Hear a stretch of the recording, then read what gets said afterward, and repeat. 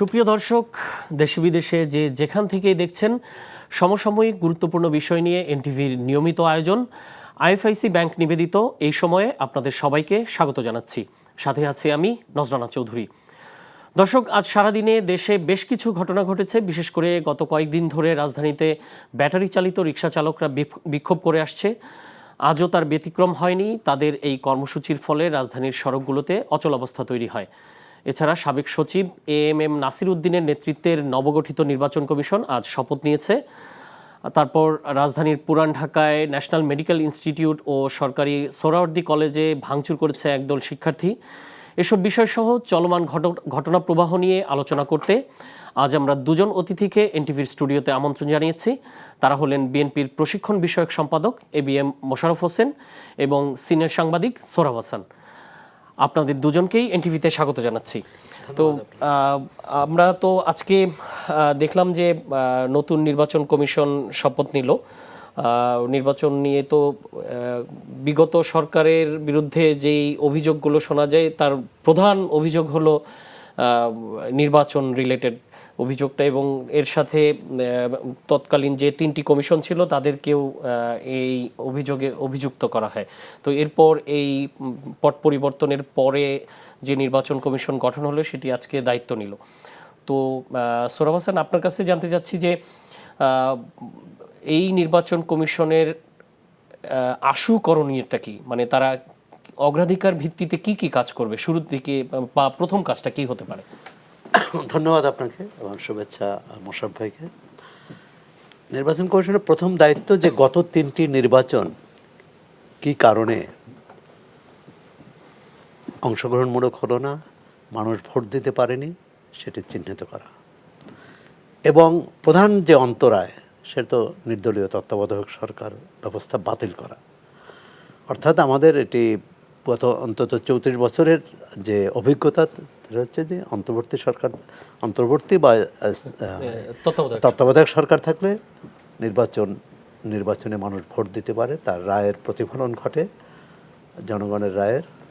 আর যদি না থাকে তখন জবরদস্তি হয়, একতরফা হয়, কেউ বর্জন করেন, কখনো বেশিরভাগ বর্জন করেন এবং বিনা ভোটে সংসদ সদস্য নির্বাচিত হন। তো এই প্রথমত হচ্ছে যে এই নির্বাচন কমিশনের অনেকগুলো যেমন চ্যালেঞ্জ আছে, সুবিধাও আছে। একটি ছাত্র গণ অভ্যুত্থানের মধ্য দিয়ে নতুন যে সরকার গঠিত হলো তার অধীনে নির্বাচনটি হচ্ছে। সুতরাং মানুষের প্রত্যাশা যে গত তিনটি নির্বাচনে যারা ভোট দিতে পারেনি এই নির্বাচনে ভোট দিতে পারবে।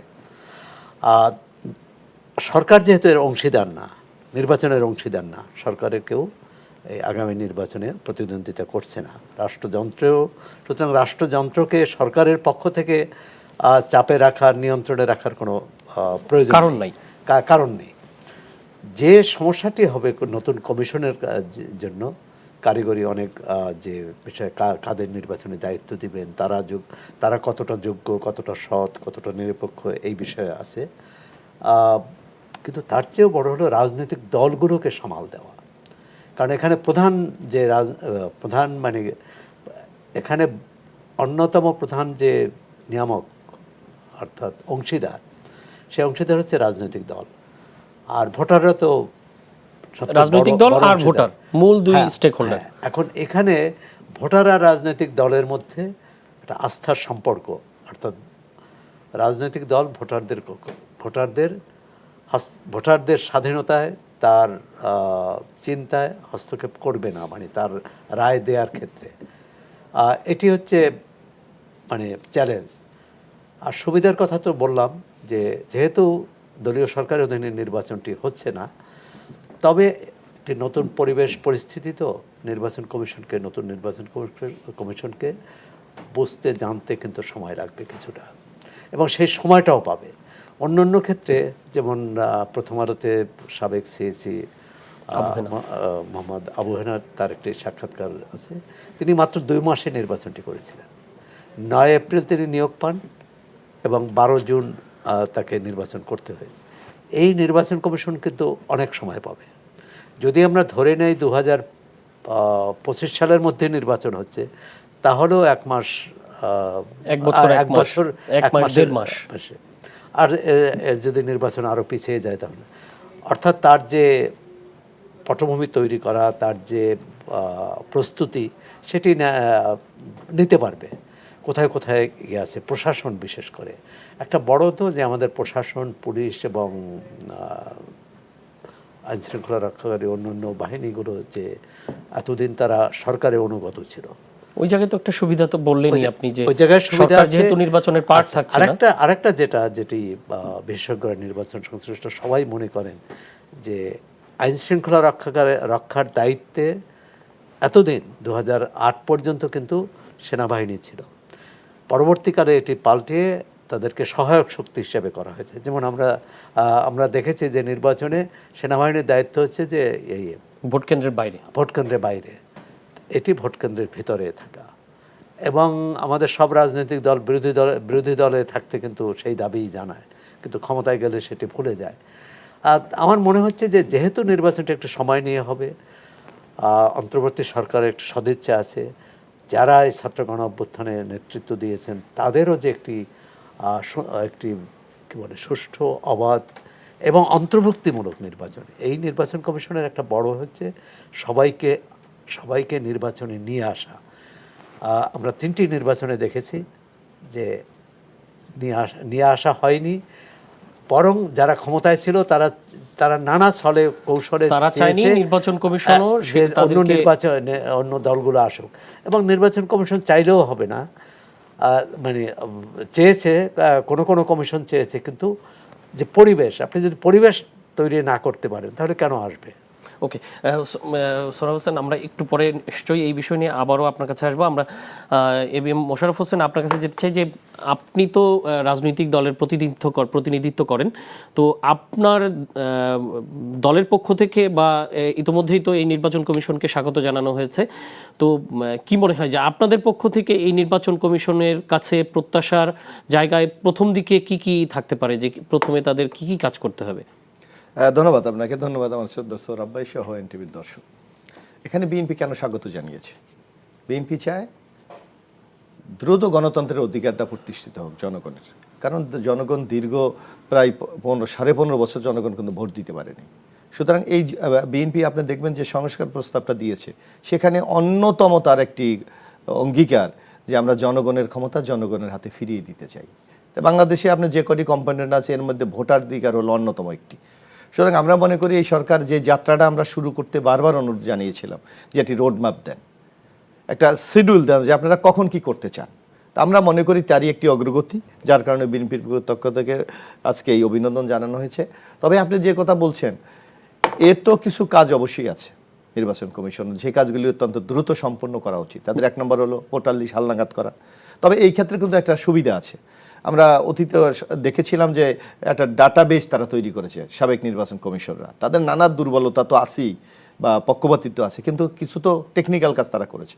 যেমন যাদের বয়স 16 হয়েছে তাদেরকেই কিন্তু ডাটা সংগ্রহ করে রাখা হয়েছে, 18 পর অটো তারা ভোটার অটো হয়ে যাবে। সুতরাং এখানে অনেকে বলে যে ভোটার লিস্ট করতে দীর্ঘ সময় লাগবে, কোনো কারণ নেই, এটা প্রযুক্তিগত ব্যাপার। যারা এক্সপার্ট খুব অল্প সময়ের মধ্যে 15 দিন 1 মাসের মধ্যে এটা সম্ভব।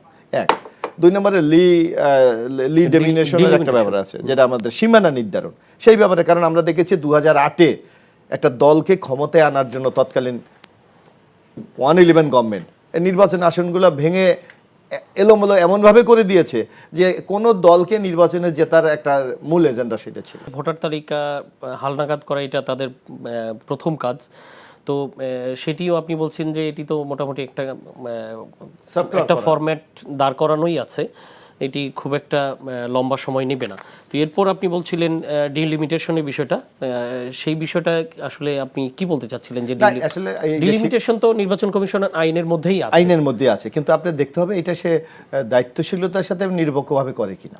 তার দায়িত্বটা হলো নিরপেক্ষ করে জনগণের অধিকারকে প্রতিষ্ঠা করা। কিন্তু 2008-এ যদি আপনি ফখরুদ্দিন মঈনুদ্দিনের তত্ত্বাবধায়ক সরকার দেখেন, যে বাংলাদেশে 91, 96, 2001 3টা নির্বাচনে কিন্তু এই আসন বিন্যাস নিয়ে কারো কোনো প্রশ্ন ছিল না। ওনারা হঠাৎ কোথাও থেকে কি ওহি পেয়ে বাংলাদেশ সিটগুলো ভেঙে চুরমার করে দিল এবং একটা নির্দিষ্ট দলকে জেতানোর জন্য যেই পরিকল্পনা করা দরকার সেটাই তারা করেছে। এখন এই মানে এখন যেই নাসিরুদ্দিনের নেতৃত্বে যে নির্বাচন কমিশন, এরা অত্যন্ত দায়িত্বশীলতার সাথে এবং স্টেক হোল্ডার যারা আছে এদের সাথে আলোচনা সাপেক্ষে এবং প্রয়োজনে তারা একটু যদি সার্ভে করে যে কোন এলাকা কি ডিমান্ড, কতটুকু কি ন্যায্যতা, কতটুকু করা দরকার, এই ব্যবস্থাগুলি তারা এখনই নেওয়া উচিত আমার মনে হয়। তাহলে কিন্তু এই বিতর্ক থেকে আমরা অনেকটা পরিত্রাণ আমরা পাবো। আর এরা যদি সে আগের পথেই হাঁটে তাহলে কিন্তু সেখানে খুব একটা রেজাল্ট আসবে না। আরেকটা জিনিস, একটা অনেকে এই আপনারা বা আমরা যেখানে যাই একটা প্রশ্ন করে যে এই নির্বাচন কমিশন কতটুকু সাকসেস হবে, এটা কথা না। আসলে নির্বাচন কমিশনে যদি আপনি ফেরস্তাও বসিয়ে দেন তাহলে কি সম্ভব? সম্ভব না। কারণ একটা নির্বাচন পরিচালনা করার জন্য যে পরিমাণ জনবল দরকার, যেই পরিমাণ ইনস্ট্রুমেন্ট তার দরকার, সেটা তার কিছুই নাই। তার আছে ঢাকাতে একটা কিছু কর্মকর্তা আছে, একটা সচিবালয় আছে, আপনি জেলায় উপজেলায় যান, ছোট্ট একটি অফিসে একজন বা দুইজন তার স্টাফ। তাকে তো নির্বাচন করার জন্য সরকারের মুখের দিকে তাকিয়ে থাকতে হয়। অর্থাৎ প্রিজাইডিং অফিসার আপনার সরকারি কর্মকর্তা, আপনার আইন শৃঙ্খলা রক্ষা বাহিনী সরকারের লোক। অর্থাৎ সরকার কি চায়, ইট ইজ ইম্পর্টেন্ট। সরকার কি চায়? সরকার যদি চায় আগামী দিনে অবাধ, সুস্থ, নিরপেক্ষ নির্বাচন হবে, নির্বাচন কমিশন পক্ষপাতিত্ব করেও কিছু করার কোনো ক্ষমতা নেই। অন্তত সামনের ইলেকশনে তো সেটা নিয়ে কোনো সংশয় থাকছে না। সোহরাব হাসান বলছিলেন এইটা হওয়া উচিত। আপনার জন্য একটা উদয়, যে কথাটা সোহরাব ভাই বলেছে যে 96 সালে নির্বাচন, 2001 আপনি চিন্তা করেন যে এরশাদ পতনের পর, যে এরশাদের আমলে আমরা রাজনৈতিক দলগুলি, গণমাধ্যম সবাই বলেছে এরশাদ বাংলাদেশটাকে ধ্বংসের শেষ প্রান্ত নিয়ে গেছে। বিচারপতি শাহাবুদ্দিন দায়িত্ব নেওয়ার পর মাত্র 3 মাসের মধ্যে বাংলাদেশের ইতিহাসে সবচেয়ে অবাধ, সুস্থ, নিরপেক্ষ নির্বাচন করেছে। অর্থাৎ তার কমিটমেন্টটা ছিল আমি একটি অবাধ, সুস্থ, নিরপেক্ষ নির্বাচন করতে চাই। এবং এখন তো আমাদের আইন শৃঙ্খলা বাহিনীর জনবল প্রচুর। তখন আপনি আমার সোহরাব ভাই নিচে মনে থাকার কথা, আমি তো তখন তো ছাত্র, আমরা দেখেছি যে একটা ভোট কেন্দ্রে শুধু একজন আনসার, পুলিশও দিতে পারেনি, কারণ এত পুলিশের জনবল ছিল না। একজন আনসার শুধু ওই যে বাঁশের কঞ্চি নিয়ে দাঁড়িয়ে সে ইলেকশনটা সম্পূর্ণ করেছে। অর্থাৎ আপনি যদি মেসেজটা জনগণকে দিতে পারেন ভোটার থেকে, আমি অবাধ, সুস্থ, নিরপেক্ষ, বাংলাদেশের জনগণ সবসময় রাজনৈতিক দলগুলোর আসলে এই জায়গাটায় অনেক বেশি দায়িত্বশীলতার পরিচয়। রাজনৈতিক দলগুলি তো দায়িত্ব পালন করবেই যখন সে মনে করবে। এই যেমন এখন আমরা এই যে আমরা নির্বাচন নিয়ে যে নানা প্রশ্নগুলি, কেন? কারণ মানুষ জানে যে শুধু যদি আওয়ামী লীগের তাকে আপনি নৌকা মার্কাটা পান তাহলে আপনার জেতা 100% নিশ্চিত। আর যদি আওয়ামী লীগের প্রার্থীরা মনে করতো যে আমার জনগণের ভোটে জিততে হবে, তাহলে কিন্তু তার আচার বলেন, আচরণ বলেন, কর্মকাণ্ড বলেন, নির্বাচনের প্রচারের টেকনিক বলেন, অনেক পরিবর্তন আসতো। তো আপনি যখন একটা নির্বাচন অবাধ, সুস্থ, নিরপেক্ষ হবে, এই মেসেজ যখন যায়, তখন রাজনৈতিক দলগুলি জনগণের আস্থা অর্জনের বিকল্প কোনো পথ নাই। তারা দেখবেন নানা, এই যে আমরা দেখেন বিএনপি তো একটা দায়িত্বশীল রাজনৈতিক দল। আপনি দেখবেন ইতিমধ্যে আমরা তো ক্ষমতায় ছিলাম না, এই যে 13 জুলাই 2023 প্রস্তাবনাটা দেওয়া হয়েছে রাষ্ট্র 31 দফা। আমরা জনগণের সেন্টিমেন্টটাকে ধারণ করে এবং ভোটারদের মন জয় করার জন্য। কারণ বাংলাদেশের মানুষ কি চায় এটা তো আমাদের একটা স্টাডি আছে, আমাদের একটা গবেষণা আছে। আজকে দেখেন এখন একটা ঐক্যমত কিন্তু অলরেডি হয়ে গেছে। তো সকল রাজনৈতিক দল, সুশীল সমাজ বলেন, গণমাধ্যম, সবাই একটা কথা, যে তত্ত্বাবধায়ক সরকার ছাড়া নিরপেক্ষ নির্বাচন সম্ভব না। এইটা নিয়ে কিন্তু আপনি আলোচনা, সংস্কার কোনো প্রয়োজন নাই, হয়ে গেছে। সবাই বলছে যে প্রধানমন্ত্রী এখন হয়তো আওয়ামী লীগকে নিয়ে আসলে আওয়ামী লীগ একই কথা বলবে, আওয়ামী লীগ এখন বলবে, কনফার্ম বলবে, আপনি দেখবেন। তারপর আপনি দেখবেন এই যে প্রধানমন্ত্রী পরপর দুইবারের বেশি কেউ হতে পারবেন। আমরা অধিকাংশ রাজনৈতিক দল, আমরা তো মূল স্টক হোল্ডার এখন, মানে বাংলাদেশে আপনি যেভাবেই ধরেন, বিএনপি তো এখন সবচেয়ে বড় রাজনৈতিক দল, তারাই বলছে যে ক্ষমতা আমরা দুইবারের বেশি প্রধানমন্ত্রী হবে না। আমরা সবচেয়ে মূল সংকট যে সংসদকে আমরা কার্যকরী করতে পারি না, যে আর্টিকেল 70 হলো সবচেয়ে বড় বাধা। আর্টিকেল 70 কি আপনারা বাতিল আমরা 4টা পয়েন্ট বলেছি, 4টার ব্যাপারে আর্টিকেল 7 প্রযোজ্য হবে না। কিন্তু আপনারাও তো অনেক দিন 3 বার ক্ষমতায় ছিলেন, তো আপনারা তো এখন তো মানুষ তো শেখে, মানুষ তো প্র্যাকটিসের মাধ্যমে শেখে। আজকে যে আপনার এই সংস্কারের প্রস্তাবগুলো আসছে, এইটা কি আপনি 90 সালে আপনি চিন্তা করেছেন, অথবা 96-তে চিন্তা করে 2000 আগে? আমরা যখন প্র্যাকটিস করতে করতে আপনার একটা জায়গায় আপনার যখন সংকট তৈরি হয়, তখন মানুষ এটাকে রিপেয়ার করে, ওইটাকে আবার নতুনভাবে চালায়। যার জন্য আমরা দেখেছি এই যে আর্টিকেল 70 আমরা কি বলেছি, আপনার আস্থা ভোটের ক্ষেত্রে আর্টিকেল কার্যকরী হবে, বাজেটের ক্ষেত্রে এটা কার্যকরী হবে, এবং দেশের স্বাধীনতা সার্বভৌমত্ব রক্ষার ক্ষেত্রে যদি কোনো প্রস্তাবনা থাকে সেক্ষেত্রে এটা কার্যকরী হবে। আর যেন আবার গভর্নমেন্ট যেন পতন না হয়, এই ধরনের 4টার বাইরে আপনি গভর্নমেন্টের সমালোচনা বলেন, ওই দলের যে কোনো প্রস্তাবনা আপনি আলোচনা করতে পারেন। কিন্তু বাংলাদেশের বাস্তবতা বিবেচনা করে এটা কি সম্ভব যে আর্টিকেল 70 যদি তুলেও নেওয়া হয় তাহলে কি কোনো আপনার দলের কেউ আপনার দলের সিদ্ধান্তের বাইরে ভোট দেবে? হ্যাঁ দেবে। যদি আপনি মনে করেন আপনাকে পদ থেকে অপসারণের কোনো সুযোগ নাই, তাহলে অবশ্যই বলবে। আর এখন কেন আর্টিকেল 70 কোনো বিভাগ আপনি যদি ওই আওতায় পড়লে আপনার সংসদ বাতিল হয়ে যাচ্ছে। এখন তো আমি স্পষ্ট বলে দিচ্ছি যে এই 4টি কারণ ছাড়া কোনো কারণে আপনার সদস্যপদ বাতিল হওয়ার কোনো সুযোগ নেই। এমনি আপনি দেখবেন এই যে আমরা যেটা বলেছি, বাংলাদেশে একটা বলে যে একটা মনোপলি বিজনেসের মতো হয়ে গেছে সংসদ নির্বাচন। আমরা বলেছি কি যে জাতীয় সংসদ নির্বাচনে আমরা যদি জয়লাভ করি, বিএনপি 2টার দেখেন সংস্কারের নতুন প্রস্তাবনা দিয়েছে, আমরা যদি এককভাবেও জয়লাভ করি, আমরা বলেছি যে আমরা দলীয় সরকার করব না, আমরা জাতীয় গভর্নমেন্ট করব। আপনি এটা কিন্তু বিরাট একটা সংস্কার। আবার আমরা বলেছি কি শুধু এমপিরা না, এমপির বাইরে তো সমাজ, এই যে সোহরাব ভাই উনি তো জীবনে তো ইলেকশন করবে কিনা আমি জানি না, কিন্তু আমাদের সমাজে তো কন্ট্রিবিউট করে। আমরা বলেছি এই ধরনের যারা বুদ্ধিজীবী, শিক্ষক, গণমাধ্যম কর্মী, ব্যবসায়ী যারা নির্বাচনমুখী না, তাদেরকেও আমরা কন্ট্রিবিউশনটা জাতির জন্য আমরা ব্যবহার করতে চাই, নন পলিটিক্যাল। যার জন্য আমরা বলেছি আমরা আপার হাউস সংসদ আমরা পরিবর্তন করতে চাই। তো এগুলি তো বিরাট একটা পরিবর্তন। এই পরিবর্তনটাকে তো আমি মনে করি যে মানুষের অভিজ্ঞতা থেকে আজকে বিএনপি এইগুলি দিয়েছে। এবং আগামী দিনে এই যে আমরা দেখেন আমাদের কিন্তু একটা কর্মসূচি এখন চলছে যে আগামী দিনে জনগণকে এই যে সংস্কার প্রস্তাবগুলি যাতে জনগণের সমর্থন আমরা আদায় করতে পারি, যার জন্য আমরা সারা বাংলাদেশ কিন্তু আমাদের এখন প্রচার চলছে, আমাদের কর্মশালা চলছে, আমাদের জনসভা চলছে। সুতরাং আমরা একটা পরিবর্তন করতে চাই। সেই পরিবর্তনটা আমি মনে করি রাজনৈতিক দল উপলব্ধি ইতিমধ্যে করেছে। নির্বাচন কমিশন যে রাজনৈতিক দলগুলি পরিবর্তন চায়, কারণ তাদের তো মূল স্টেক হোল্ডার পলিটিক্যাল পার্টি, তারা যখন এই প্রস্তাবনা দিচ্ছে সকলে, আপনি দেখেন বিএনপি ইতিমধ্যে দিয়ে দিচ্ছে 31 দফা, জামাতে ইসলাম সাংবাদিক সম্মেলন করে বলেছে আমরা এই বাম গণতান্ত্রিক জোট যারা এখন রাজনীতির মাঠে মূল সক্রিয় সবাই।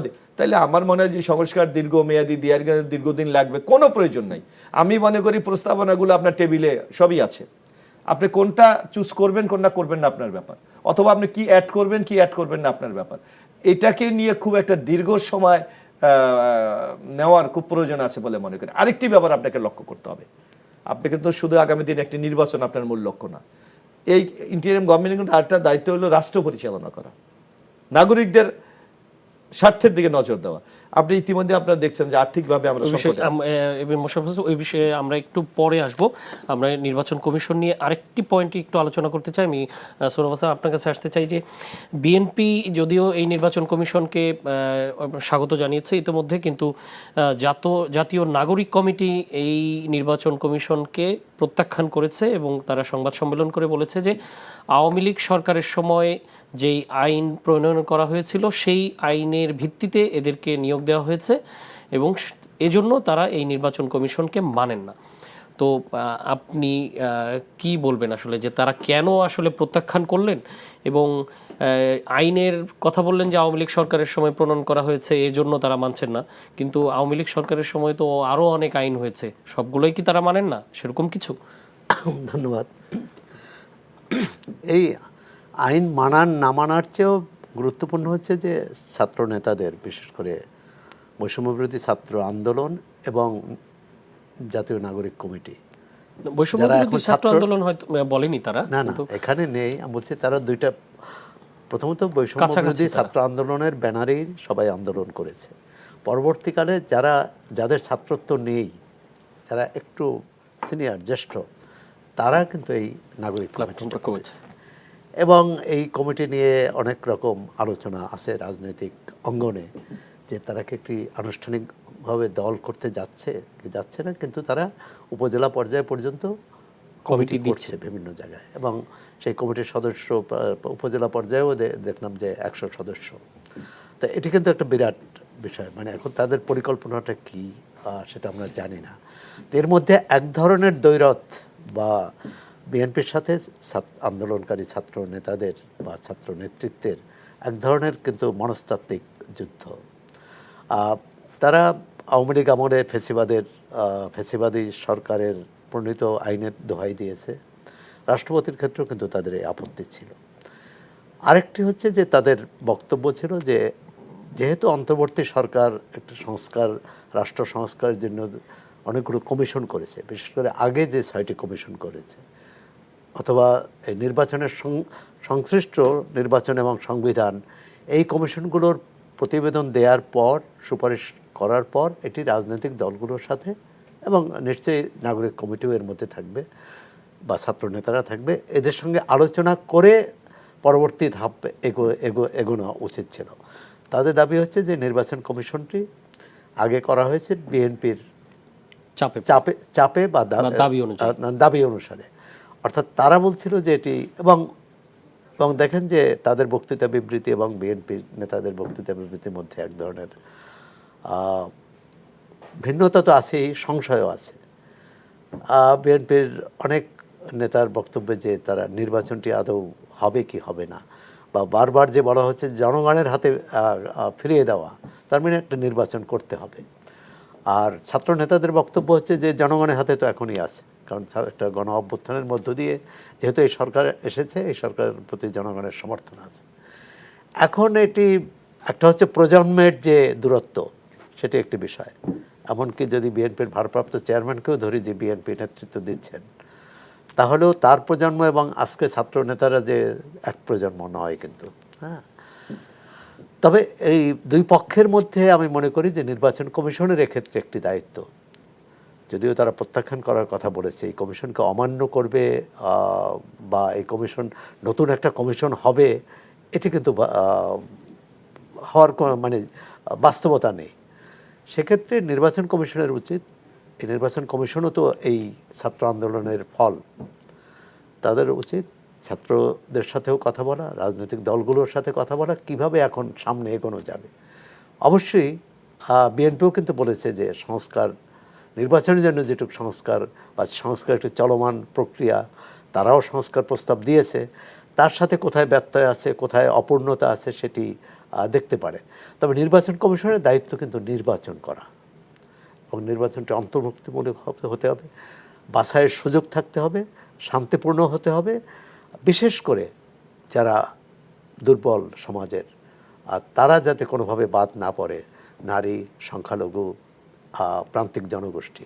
আরেকটি বিষয় বেশ আলোচনায় আছে যে প্রবাসী, আমাদের যদি 1 কোটি বা তারও বেশি ভোটার বলা হয়, তো এটি তো একটি খুবই উল্লেখযোগ্য, খুব কম দেশি জনসংখ্যার, যদি আপনি আমাদের 12 কোটি ভোটার, তো তার যদি 1 কোটি বাইরে থাকে, সেটা কিন্তু একটা খুবই উল্লেখযোগ্য অংশ।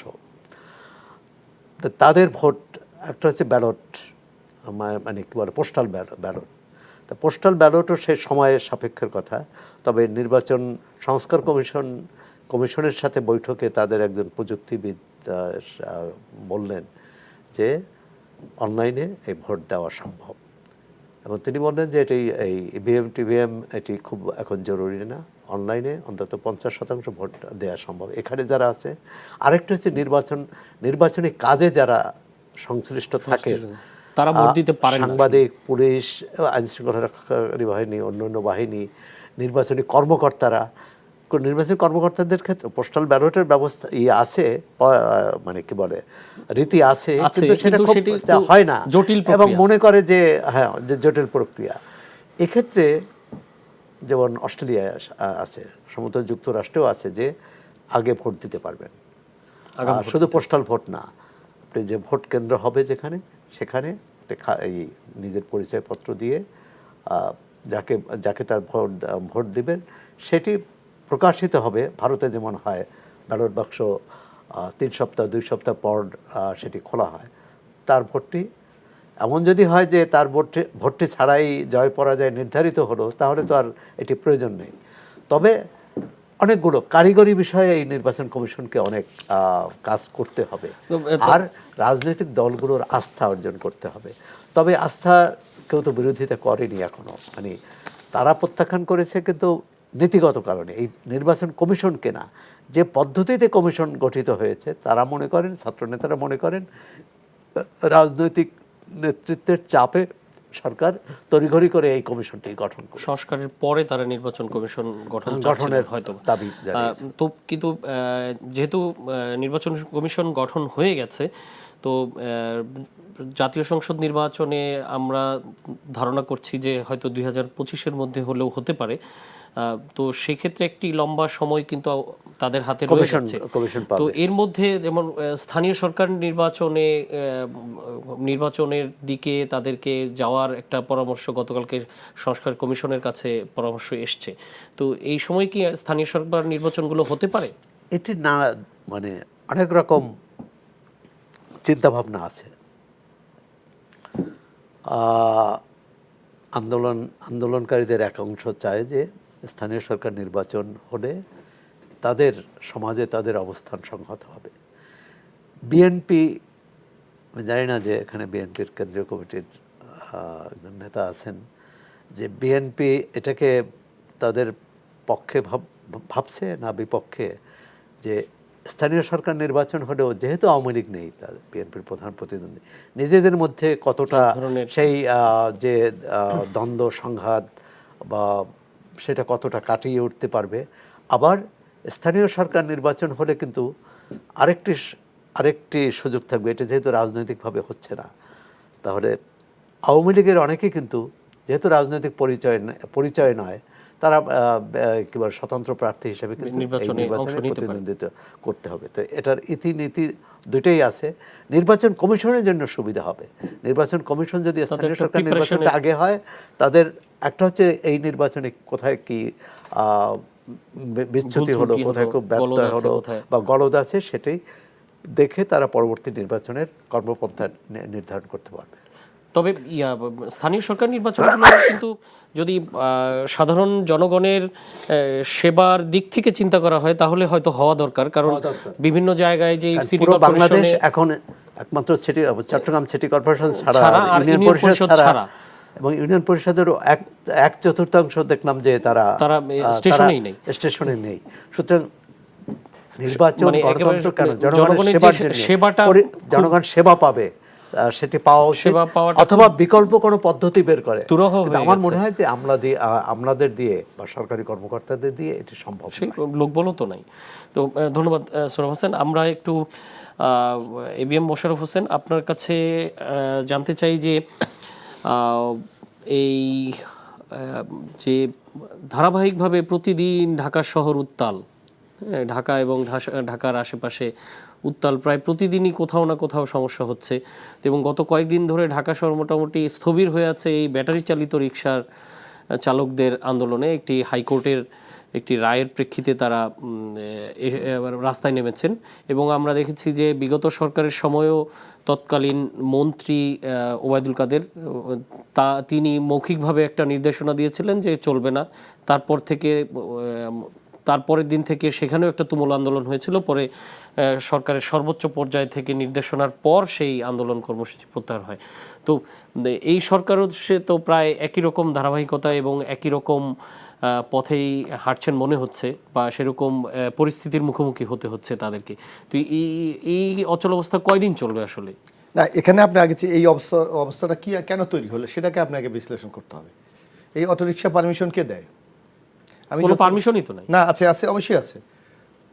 আমি লোকালি ঢাকাতে শহরে কি আছে আমি জানি না, আপনার জেলা পর্যায়ে উপজেলা পর্যায়ে পৌরসভার পক্ষ থেকে একটা নির্দিষ্ট টাকা জমা দিয়ে তাদের অনুমতি নিতে হয়। আপনার কোন জেলা উপজেলা যান, আপনি অটোরিকশা চালান এবং সুনির্দিষ্ট টাকার মাধ্যমে এরা কিন্তু এটা অনুমতি। ঢাকা শহরে কি হয়েছে আমি এটা জানি না। তা আপনি তো আগেই তাদেরকে উৎসাহিত করেছেন এই জিনিসটির ব্যাপারে। মানে অতীতের সরকার যে আমি বলেছি অবস্থাপনা এবং দূরদর্শী যে সিদ্ধান্তগুলি, তার ফলটা আপনি এখন দিচ্ছেন। কিন্তু সমাধানটা কি? সমাধানটা হলো আসলে আমাদের বাংলাদেশে যে অবস্থাটা হচ্ছে, আপনি তো কর্মসংস্থান তৈরি করতে পারছেন না। প্রতি বছর কত শিক্ষিত যুবক বেরোয়, এছাড়া অর্ধশিক্ষিত অশিক্ষিত যারা অনেক বেরোয়, তাদেরকে আমরা কর্মসংস্থান সৃষ্টি করতে পারছি না। কারণ আপনি কি দেখেন, বিগত সরকাররা 15 বছর ক্ষমতায় থাকার কারণে আজকে আমাদের আর্থিক খাতটা এখন অনেকটা ক্যান্সারের মতো পরিণত হয়েছে। ব্যাংকগুলিতে আপনার তারল্য সংকট। তো একটা ব্যাংকে যদি তারল্য সংকট থাকে, তারা আপনার ইনভেস্ট করতে হলে তো আমার ব্যাংকের সহযোগিতা দরকার, আমার ঋণ দরকার, আমাকে তো সেই ঋণ দিতে পারছে না। বরং এই যে আমাদের দ্রব্যমূল্যের ঊর্ধ্বগতি, আপনি দেখেন যে আজকে অনেক প্রতিষ্ঠান আপনার এলসি খুলতে পারছে না, ব্যাংক সাপোর্ট দিতে পারছে না। কিন্তু ঋণ নিয়ে অটোরিকশা কিনতেছে, সেটা তো পরিমাণটা কম। আমি বলছি একটা জেনারেল ব্যাপারটা, কারণ এই অবস্থা দেশটাকে এমন একটা জায়গায় নিয়ে গেছে। আমরা অনেকেই শুনি যে ব্যাংকে আপনি চেক দেন, চেক বাউন্স হয়ে চলে আসতেছে, টাকা দিতে পারছে না। অর্থাৎ সামগ্রিক আমলিকের অবস্থাপনার ফলটা কিন্তু এখন এই সরকার মোকাবেলা করতে হচ্ছে, যার কারণে আমাদের একটু সময় দিতে হবে। এবং সবচেয়ে আরেকটি যে জিনিসটা আমরা বারবার জোর দিচ্ছি, আপনি দেখেন এই রাজনৈতিক অঙ্গনে আজকে কিছু যুক্তি, পাল্টা যুক্তি দেওয়া হচ্ছে, এইটা কিন্তু আমাদের সাধারণ মানুষের উপর একটা ইম্প্যাক্ট পড়ে। তারাও বোঝে যে হয়তো একটা বিভাজন তৈরি হচ্ছে। আর যদি রাজনৈতিক দল এবং এই ইন্টেরিয়াম গভর্নমেন্টের যদি একই কণ্ঠস্বরে আপনি কথা বলতে পারতেন, তাহলে কিন্তু এই ধরনের নানা ইন্টারেস্টেড গ্রুপগুলো কিন্তু এই সাহসটা পেতেন না। এই জায়গাটা আমরা, যার জন্য আমরা কিন্তু বক্তৃতা বারবার বলি যে এই ইন্টেরিয়াম গভর্নমেন্টের অন্যতম একটি দায়িত্ব হলো যে এই রাজনৈতিক দলগুলিকে আস্থায় রাখা। আস্থায় কি রাখতে পারছে না? নিয়মিত তো আপনাদের সাথে বসছেন তারা। না, আপনি যে পরিমাণ একটা রাজনৈতিক দলের সাথে ডায়লগ বা সংলাপ কয়টা আছে আমরা দেখলাম যে ডাকে কেউ বলে 20 মিনিট 25 মিনিট দিয়ে একটা রাজনৈতিক সংকট সমাধান সম্ভব। এক, আর সবচেয়ে বড় যে সংকটটা তৈরি হয়েছে এই যে রোড ম্যাপের ব্যাপার। আপনি একটা যদি রোড ম্যাপ দিয়ে দেয়, রাজনৈতিক দলগুলি কিন্তু বক্তব্য দেওয়ার কোনো সুযোগ থাকে না। তারপর ওই রোড ম্যাপ অনুসারে আপনি কখন কি করবেন সেভাবে স্টেপ আগান আপনি। এখন এটা কি অনিশ্চয়তা, এই যে কথাটা সৌরভ ভাই উচ্চারণ করেছে যে বাংলাদেশের নির্বাচন ভবিষ্যৎ কি, এটা নিয়ে অনেকে প্রশ্ন করে এখন যে কি হবে। গতকালকে তো আপনাদের ভারপ্রাপ্ত চেয়ারম্যানও বলেছেন যে নির্বাচন নিয়ে যত অনিশ্চয়তা তৈরি হবে তত ষড়যন্ত্রের পথ ষড়যন্ত্র শুরু হবে। শুধু তাই না, আমাকে তো অর্থনীতির চাকাটাকে সচল রাখতে হবে। আমি জানি না, সৌরভ ভাই আরো ভালো জানবে, সাংবাদিকতা করে, যে অনেক এখন যারা ইনভেস্টর বিদেশি তারা তাদের বিনিয়োগে স্থগিত করছে, কারণ তারা একটা নির্বাচিত সরকারের সাথে কাজ করতে চায়। তা আপনি যদি এই বিনিয়োগের চাকাটাকে সচল না করতে পারেন, অর্থের প্রবাহটা কোথায় তৈরি হবে? এখন ব্যাটারি চালিত রিকশার এই যে বিক্ষোভ কর্মসূচিগুলো কি, এইটা কি আসলে আমাদের দেশের নানা সংকট আছে, আপনার কর্মসংস্থানের সংকট আছে, তাদের অন্য ব্যবসা বাণিজ্যের সংকট আছে, এই যে আপনার চাঁদাবাজি, সিন্ডিকেশন ইত্যাদি, না সামগ্রিক বিষয়টাকে কিন্তু আপনি প্যাকেজ হিসাবে ডিল করতে হবে। আপনি ইন্ডিভিজুয়াল যদি, হয়তো আমি এখন চোখে দেখছি যে ব্যাটারি চালিত, এই সংকট তো অন্য সেক্টরের লোকদেরও আছে। তা আপনাকে সামগ্রিকভাবে কিন্তু আপনাকে চিন্তা করতে হবে, নাইলে আপনি এই সংকট সমাধান করতে পারবেন না। কীরকম সমাধানটা হতে পারে? আপনি তো রাজনৈতিক দল, আপনাদের তৃণমূল পর্যায় পর্যন্ত কমিটি আছে, স্ট্রাকচার আছে, তো আপনারা তো জনগণের পালসটা বোঝেন। এই গভর্নমেন্টে যারা আছেন তাদের থেকে নিশ্চয়ই আপনারা ভালো বোঝেন কিভাবে সমাধান করা না। আমরা তো, আপনি একটা দেখতেছেন এই সরকার, মানে বিশেষ করে ডক্টর ইউনূসের নেতৃত্বাধীন সরকার পর বিএনপি কিন্তু একটা ছায়া গভর্নমেন্টের মতো সারা বাংলাদেশে তাদেরকে সার্ভিস দিয়ে যাচ্ছে, অথচ আমরা কিন্তু মানে দায়িত্বপ্রাপ্ত না। আপনি দেখবেন যে এই 5 তারিখের পর আপনার নিশ্চয়ই মনে থাকার কথা, তোবায়ুল আহমেদ সাহেব সংসদে দাঁড়িয়ে বলেছিল আওয়ামী লীগ যদি ক্ষমতাচ্যুত হয় ওই রাত্রে 5 লাখ লোক মারা যাবে। আপনি বাংলাদেশে কি একজন মারা গেছে? আমার জানা মতে মারা যায়নি। তো এইটা হলো কি রাজনৈতিক দলের একটা দায়িত্বশীলতার পরিচয়, সেই দায়িত্ব তো আমরা পালন করছি। আমরা দেখেন একটা ইন্ডিয়া, আমাদের পার্শ্ববর্তী পৃথিবীতে একটা ব্যাপক প্রচার, বাংলাদেশে হিন্দু সম্প্রদায়ের উপর অত্যাচার নির্যাতন হচ্ছে, টর্চার হচ্ছে। আপনি তো আমাদের বিএনপির পক্ষ থেকে পালাক্রমে আমরা তাদের বাড়ি, মন্দির, ব্যবসা প্রতিষ্ঠানে পাহারা দিয়েছি। খুব কি একটা বিশেষ 2-1টি বিচ্ছিন্ন ঘটনা ছাড়া বাংলাদেশে তেমন কিছু ঘটেছে। সুতরাং আমরা তো একটা দায়িত্বশীল রাজনৈতিক দল হিসাবে যে দায়িত্বটা আমরা পালন করে যাচ্ছি। এবং আপনি কি মনে করছেন যে গভর্নমেন্টের জায়গা থেকে সেই দায়িত্বশীলতার অভাব আছে? অনেক ক্ষেত্রে অদক্ষতার অভাব আছে, কারণ আপনি একটা গভর্নমেন্ট পরিচালনা করার জন্য যে ধরনের হোমওয়ার্ক দরকার, এটা তো বাস্তবতা, কারণ তারা তো রাজনীতিবিদ নয় না। কিন্তু আপনাকে তারপর তো দায়িত্ব নিয়েছেন, আপনারাও সমর্থন দিয়েছেন। না, আপনার সিলেকশনের ক্ষেত্রে আমাদের মনে হচ্ছে অনেক জায়গায় দুর্বলতা আছে, অস্বীকার করার কোনো সুযোগ নেই। আপনি আমাদের বাংলাদেশে কি হয়, আপনারা সাংবাদিকতা, আপনি দীর্ঘদিন আছেন, আমাদের বাংলাদেশে পারসেপশন কিন্তু মানুষের একটা বিরাট ব্যাপার, যে আপনি কারোর জন্য কিছু করার চেষ্টা করছেন, সেই বার্তাটা তো আপনাকে তাকে দিতে হবে। কিন্তু অনেক মিনিস্ট্রি দেখি যে আপনার ইনঅ্যাক্টিভ, এটা চলে কি না চলে এটা বোঝা যাচ্ছে। এক, তারপর আরেকটি ব্যাপার আছে, আপনি কি বলেন যে শেখ হাসিনা প্রশাসনকে নগ্ন দলীয়করণ করেছে, তাহলে হয় আপনি প্রশাসনকে কেন এখনো সরাচ্ছেন না? তাহলে আপনি কিভাবে কাজ করবেন? এই যে ব্যাটারি চালিত রিক্সাওয়ালা এলাকায় কেউ যে ইন্ধন দিচ্ছে না, এটার কোনো নিশ্চয়তা আছে? কারণ এখনো তো সব শেখ হাসিনার সাজানো বসে আছে। তা আপনি একদিকে জনগণের সরকার প্রতিষ্ঠা করতে চান, আপনি জনগণকে স্বস্তি দিতে চান, অন্যদিকে শেখ হাসিনার সেই সেট করা প্রশাসন দিয়ে আপনি জনগণকে স্বস্তি দেবেন, এটা তো ভাবার কোনো কারণ নাই, বরং সংকটগুলো এখানেই তৈরি হচ্ছে। ওকে, ধন্যবাদ। আমরা একটু সৌরভ হাসানের কাছে একই প্রশ্ন নিয়ে আসতে চাই যে আসলে এই সমস্যাটার কিভাবে সমাধান হবে, কারণ এই লোকগুলো তো আসলে একটি কর্ম করে খাচ্ছে, ওই জায়গাটাই সেন্সিটিভিটি হলো ওই জায়গাটাই, যে তারা একটা অবৈধ, আপাত দৃষ্টিতে মনে হচ্ছে অবৈধ যেহেতু এটার পারমিশন নেই, কিন্তু তারা তাদের কর্মসংস্থানের ব্যবস্থা করছে। পারমিশন যে রাষ্ট্রের দায়িত্ব কি? নাগরিকদের সুরক্ষা দেওয়া, নাগরিকদের নিরাপত্তা দেওয়া, নাগরিকের অধিকার প্রতিষ্ঠা করা এবং তার কাজের সুযোগ তৈরি করা। এখন নাগরিকদের সুযোগ তৈরি করেছে, সে বৈধ অবৈধ, আইনি বেআইনি, এটা হচ্ছে পরের হিসাব। সেই সুযোগটা আপনি বন্ধ করতে পারেন না তাকে বিকল্প ব্যবস্থা না করে। সুতরাং তারা যে সরকারের আমলেই হোক, আজকের সমস্যাটি এবং সমস্যাটির সমাধানে কি প্রতিক্রিয়া, সরকার কিভাবে সেটি মোকাবেলার চেষ্টা করছে, নিষ্পত্তির চেষ্টা করছে। আমরা তো দেখলাম যে 3 দিন ধরে আদালত যখন রায় দিল, এবং এই ক্ষেত্রে কিন্তু আওয়ামী লীগ সরকারের আমলের যে আরেকটি আদালত যেটি গণ অভ্যুত্থান তৈরি করলো, আরেকটি আদালতের যে রায় যেটা গণ অভ্যুত্থান তৈরি করলো, হাইকোর্ট, তাই না, নিশ্চয়ই সরকারের প্ররোচনা ছিল ওই সরকারের, যে তারা এটি আদালতের উপর ভর করে বা আদালতের দোহাই দিয়ে এই যে কোটা বাতিল করেছিল সেটা আবার পুনরুজ্জীবিত করা। ছাত্ররা তো কোটা বিরোধী আন্দোলনটা শুরু করলো তো সেই থেকে এখন, এবং তখনও বলা হয়েছিল, আজকে দেখলাম যে স্বরাষ্ট্র উপদেষ্টা বললেন যে আমরা সরকারের পক্ষ থেকে এটি আপিল করা হবে এবং আপিলে আশা করি ভালো ফল পাওয়া যাবে। 3 দিন চলে গেল, আদালত প্রয়োজন হলে ছুটির দিনেও বসাতে পারত। সরকারের এক হচ্ছে যেটি মোশাররফ ভাই বললেন, অভিজ্ঞতার অভাব এবং সংকটের গভীরতা না বোঝার বিষয়। তারা এটি যে কত, মানে এই যে 12 লাখ বলা হয় যে 12 লাখ ব্যাটারি চালিত রিক্সা আছে, যদি তার অর্ধেকও হয় 12 লাখ পরিবার, আপনি চিন্তা করুন, 12 লাখ পরিবার মানে আপনি। একটা জিনিস আমি যোগ করতে চাই যে এই আন্দোলনটা ঢাকা কেন্দ্রিক হচ্ছে, কিন্তু ব্যাটারি চালিত রিক্সা তো সারা বাংলাদেশেই চলছে। এই আন্দোলন যে অন্য জায়গায় ট্রান্সমিট হবে না, এটার একটা বড় কারণ এই যে ঢাকায় যে বন্ধ করা, বা একজন রিট করেছিলেন তো যে প্যাডেল চালিত রিক্সার পক্ষে রিট করেছিলেন, রিটে আদালত দিয়েছে। আমরা সাধারণত দেখি কি আদালত কারণ দর্শাও নোটিশ দেয় বা জবাবদিহি করতে বলা হয়, একটা সময় দেয়। কথা হচ্ছে আদালত প্রথম রায় দিয়ে দিল 3 দিনের মধ্যে বন্ধ করতে হবে, তাহলে কারণ দর্শাও নোটিশ দেওয়ার কি অর্থ হয়? এখানে আদালত নিশ্চয়ই আদালত তার মতো করে বুঝছে, কিন্তু জনগণের যে সমস্যাটি, এই যে 12 লাখ পরিবার কিভাবে চলবে? অনেকেই ঋণ নিয়ে এই রিক্সা কিনেছে, ব্যাটারি চালিত রিক্সা কিনেছে, পুরো পরিবার এর উপর নির্ভরশীল। অনেকে একটা রিক্সার উপর দুটি পরিবার নির্ভর করে, কারণ একজন সকালে চালায়, একজন বিকালে চালায়।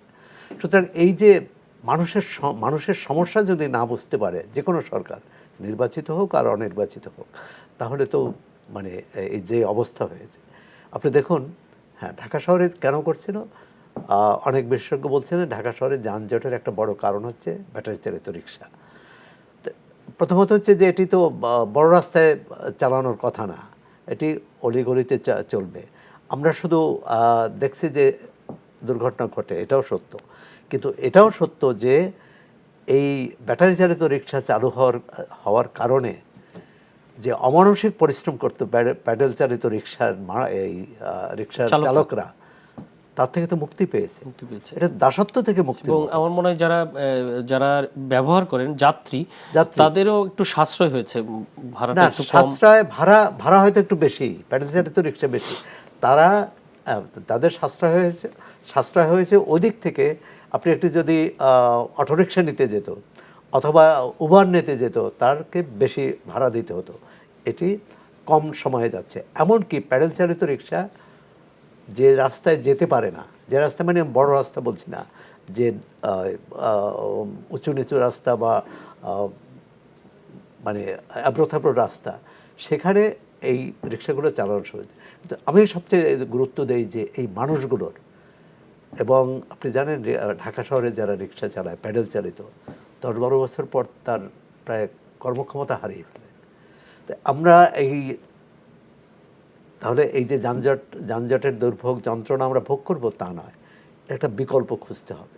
এই মানুষগুলো প্রতিদিন যে ঢাকা শহরে মানুষ বাড়ছে, মানে কেন সব কিছু ঢাকা কেন্দ্রিক হতে হবে কেন?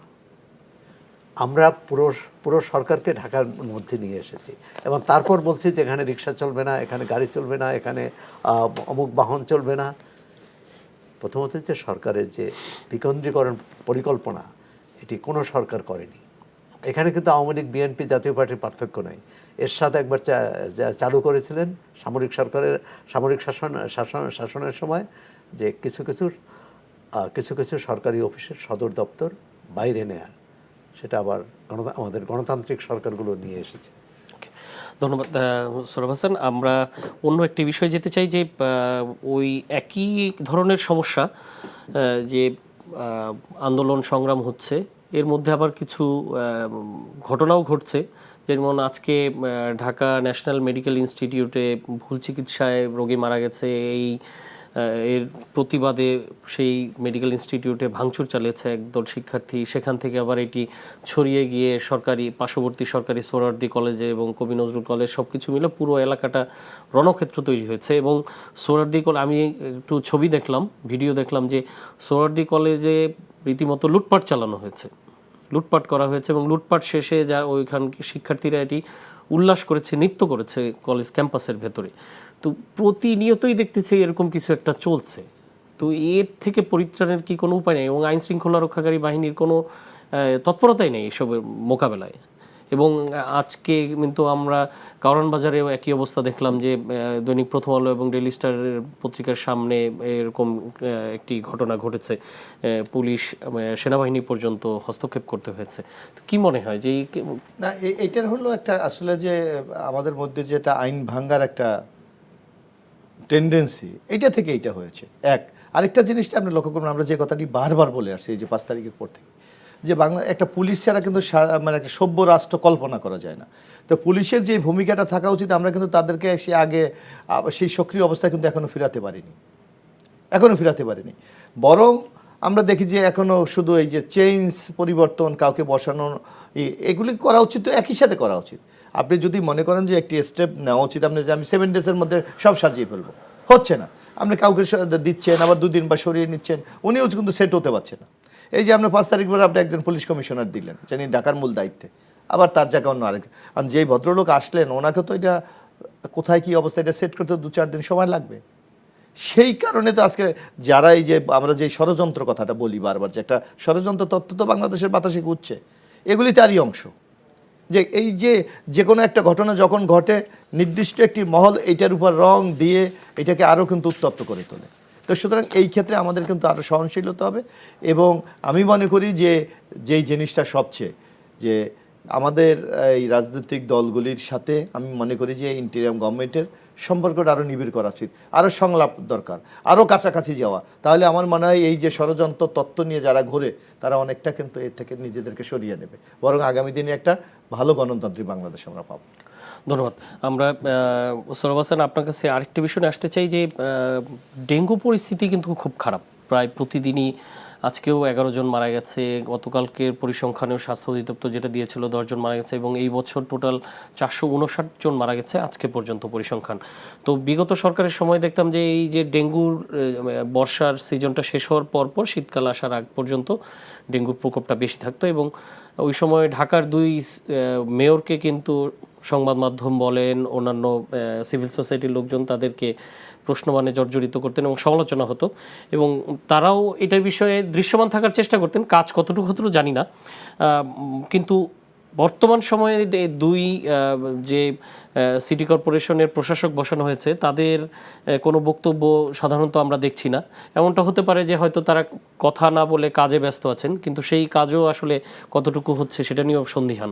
তো কি মনে হয় আপনার, যে ডেঙ্গুর এই অবস্থা কেন?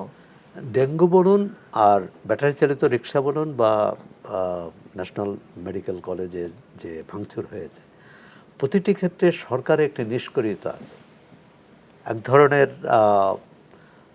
মানে দৃশ্যমান নয় তাদের কাজ বা তড়িৎ নয়। এখন ডেঙ্গু কিন্তু বহুদিন ধরে, ডেঙ্গু বিগত সরকারের সময় গত বছর তো ভয়াবহ পরিস্থিতি হয়েছে, গত বছরের আগের বছর বলতে সবচেয়ে খারাপ অবস্থা হয়েছে। আচ্ছা, কিন্তু এটি ডেঙ্গু তো বড় উৎস তো মশা, এবং মশা হচ্ছে এডিস জাতীয় এডিস মশা। তা এখন এই মশার যে প্রজনন, মশার যে জন্ম, সে প্রজনন কেন্দ্রগুলো বন্ধ করে দিতে হবে, মশার জন্ম নিতে না পারে। নাগরিকদের একটা সচেতনতার বিষয় আছে, কিন্তু সিটি কর্পোরেশনের দায়িত্ব হলো এই অন্তত মশা নিধন কর্মসূচি অভিযান চালানো। মাঝে মাঝে দেখি কিন্তু সেই অভিযানে মশা মরছে না। মশা না মরলে রোগে আক্রান্ত হবে। এবং আমরা হাসপাতালের যে হিসাব পাচ্ছি, কিন্তু এটা অনেকে তো বাসায় যে মারা যায়, বা অনেক দরিদ্র মানুষ যারা হাসপাতালে যেতেও পারেন না, তারা জানেই না যে কোন রোগে, ডেঙ্গুতে মারা গেছেন না অন্য রোগে মারা গেছেন।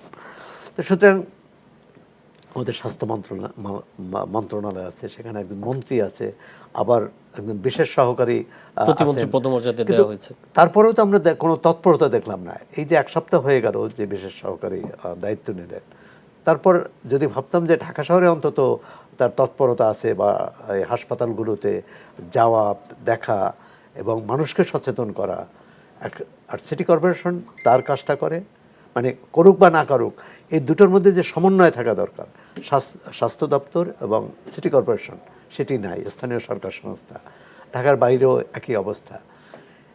এই মুহূর্তে যে জ্বলন্ত সমস্যাগুলো, সেটা যদি না করতে পারে, হ্যাঁ, ডেঙ্গুতে মানুষ হয়তো মানে আরও মারা যাবে, কিন্তু সেটা কি দেশের জন্যে, বা মানে আমরা মানুষ তো বাঁচিয়ে রাখাই তো দায়িত্ব।